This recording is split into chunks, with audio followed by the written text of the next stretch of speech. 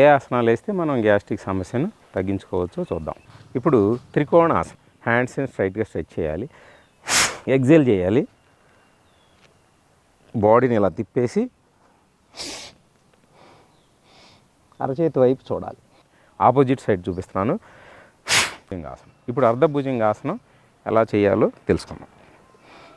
Both legs apart. First legs రెండింటిని చాపుకోవాలి.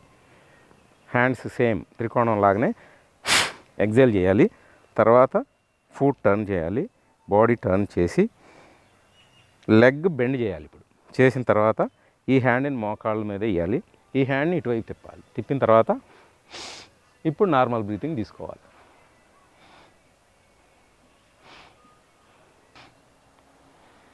అది. ఇప్పుడు ఆపోజిట్ మళ్ళీ ఒకసారి చూద్దాం. First legs apart, exhale, foot turn చేశాను. ఇప్పుడు లెగ్ బెండ్ చేశాను. తర్వాత ఈ హ్యాండ్ ఇక్కడ పెట్టి ఈ హ్యాండ్ ఇటు తిప్పాను. ఇప్పుడు నార్మల్ బ్రీతింగ్ తీసుకున్నాను. చెప్పాను కదా. దాని తర్వాత వెంటనే శాంతాసనం వేయాలి. ఇప్పుడు శాంతాసనం వేసాను.